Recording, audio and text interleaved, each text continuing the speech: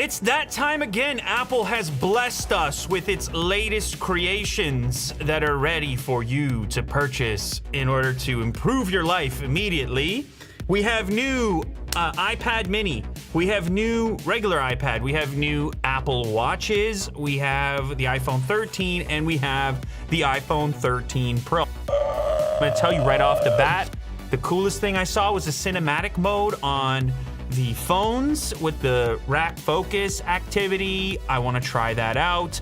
I do have some models in front of me to give you something to look at as well. I'm going to slide them in here. So before we get into today's video, I want to mention that I'm going to have an upcoming giveaway for a bunch of iPhone 13, so make sure to subscribe down below. And also the later cases for the new iPhone 13 and 13 Pro have already launched on the site and they're sitting in front of me right here. These are the thinnest cases you're going to want to put on your brand new iPhone. Check out how easy it is. Slap it on, fits perfect, designed an entirely new cover around the camera section. More details and photos are available on the website. Also, the best screen protectors, the only ones that I use for iPhone 13 and 13 Pro, also available on the site. So make sure to go check out the links in the description, and you can actually order your later case before you even get your iPhone 13. So check that out. You can probably tell on the left-hand side, we have the iPhone 12, 12 Pro, 12 Pro Max, and then these comparisons are some of the models that have been sent to me leading up to today's announcement, including, I don't know, this one, which is probably your closest representation of the iPhone 13 with the new camera layout.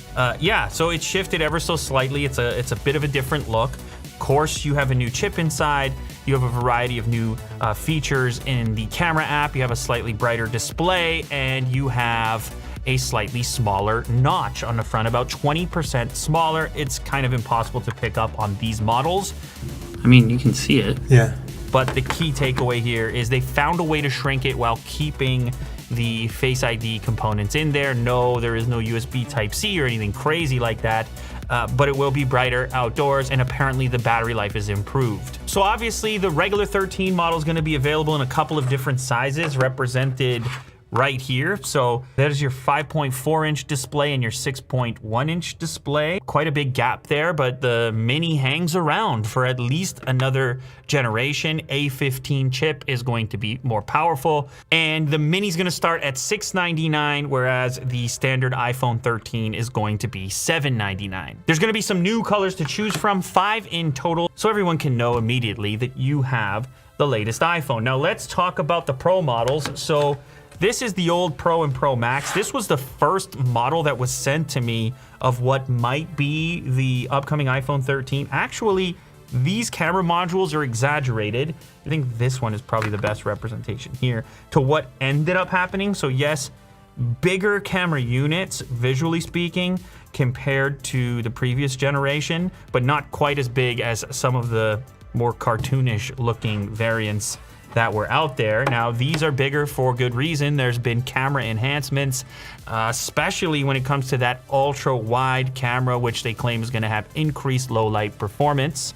The other thing that you're going to be able to do on the Pro models that stood out to me, well, first up, the cinematic mode. So if you watch the presentation, this is that ability to select what's in focus or to let the camera make decisions on its own based on framing and faces that enter the display. It was a fairly slick demo, but it was short, so we don't exactly know in practice how well that's going to work. But certainly this ability is something that anyone who makes films on their iPhone is going to be happy to experiment with. The other thing that is Pro exclusive is going to be ProRes. You are now able to record in a much more useful video format. It's something that we've used here in the studio for a really long time. It's super easy to edit with. You can you have a little more flexibility when it comes to color correction. If you're just in any type of pro environment, then you probably heard of ProRes. Now you can record that directly in the phone. And since it is a bigger file size, they're even going to put out a 1 terabyte version of the Pro model of the phone, so you have even more storage space. So the other thing the Pro model is going to see on the front on the display is better brightness than the regular 13 model. So you're going to have up to 1,000 nits peak brightness out, in the outdoors. That can pay off. It's just going to give you that vibrant appearance as well. I'm one of these people, I got the screen on blast, so I like to see it. And then the other big feature, 120 hertz ProMotion. Apple likes to call it ProMotion. Everyone else just says what the actual refresh is. And so it's finally happening on a phone. We've had it on the iPads, and it's been rumored forever. Next gen, maybe the next generation, but it's in the phone, and it's got to be there because it's a flagship feature. And I know a lot of people, people were split on how important they thought it was, but for me at this price point, put the ProMotion, put the 120 hertz. Gamers like it. It makes the phone feel faster, and Apple claims to have their very own specific implementation, which allows for some battery savings because it's dynamic. It's able to shift depending on if you need that extra refresh or not. And then the other thing Apple mentioned is that the new Pro Max model is the best battery life ever on an iPhone. So it's probably something to do with those enhancements, but also just packing a large battery in there to begin with. So the Pro model is going to be available in 2 sizes, Pro and Pro Max, as it was before, 6.1 inches and 6.7 inches respectively. And pricing is going to start at $1,000 and then $1,099 for the Max model. Obviously, if you expand the storage, you can expect to see even bigger price tags. Okay, so let's go ahead and talk about the watches real quick. We are now on Series 7, and it wasn't like a huge overhaul. It obviously isn't this new design that's been rumored. We're gonna have to wait for that one with the flat edges and so on. It kind of looks like the old model, but they've got a more aggressive screen-to-body ratio, a more aggressive curve around the sides. They've packed more display into the same form factor. They got some new watch bands. They made it more dust resistant. It's still water resistant like the previous version. It's available in 5 colors, and if you want to get into Apple's whole fitness ecosystem, then they recommend that you have one of these very strongly. They're like, this is your ticket to the party, the watch. And then you can work out anywhere and watch your favorite person do jumping jacks or whatever it is. All right, now let's talk about iPad mini. iPad mini was well overdue for an update, and it's getting kind of the iPad Air / iPad Pro treatment with the flat edges and finally a shrinking of the bezel, more importantly, the chin and the forehead. I like the mini form factor. I think a lot of people are fans of it. It's a little easier to hold for long periods because it's small. It's more affordable than the Pro models in the lineup. You now can use the 2nd generation Apple Pencil magnetically, slap it over to the side. You have Touch ID built in. You have camera improvements, obviously, compared to the previous version. They launched a set of smart folio cases specifically for it.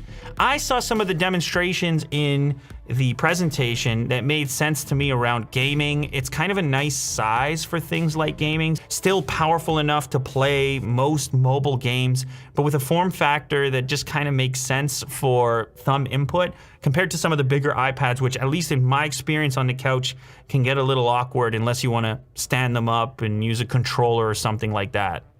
Price-wise, it's coming in at $499, so it's pricier than that entry-level iPad, but it's obviously not quite up to the Pro levels. Speaking of the new entry-level iPad, it's gonna have A13 Bionic inside, and this is your low price point that Apple seems to be targeting at education or up against Chromebooks. It's also got a 12-megapixel ultra-wide camera on it.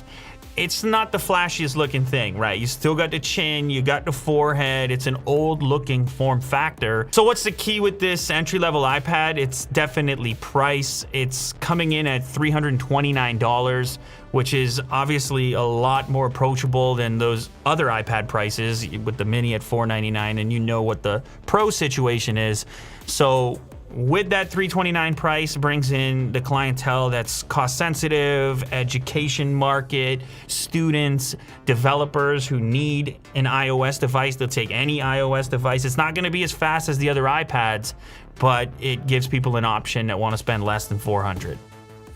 All right, so it's not every day that you have an Apple event. It's not every day that you get brand new iPhones. Apple puts a tremendous amount of energy into their events, and every single time it feels like an experience. There are drones flying. You are moving from location to location. You're hearing about the environmental savings that are taking place and all the reasons why you need their new gear. Apple does a tremendous job. I mean, let's just call it what it is. It's flashy. I think Kirk bought 17 Apple Watches during the presentation. They just know how to market. They know how to launch products. These are not as exciting as the last generation. These are more of a bump, obviously. It's not an overhaul to the design language. So I don't know how big of a deal it is comparatively, but some of those camera features are interesting to me and things that I want to try out. And anytime you're telling me there's enhanced battery life, I'm also completely on board with that. And then the 120 hertz is the other big takeaway for me. It's unfortunate it's only on the Pro model, but you know, they try to create that distinction to give people a reason to upgrade, and I think that is going to be a reason for some customers. Anyway, make sure to keep it locked on the channel because, as mentioned previously, for sure I'm going to be doing some iPhone 13 giveaways very soon. So subscribe if you're not subscribed yet. And also, if you know you want an ultra-thin case for your upcoming iPhone 13 or 13 Pro, make sure to check out Later Case. You can go to the website and see what's available for the new 13 and get your order in so you're the first to receive your super thin Later Case to go with your brand new iPhone. Thank you very much for joining this ultra fast, speedy recap. Congratulations, Apple. Another year, another iPhone.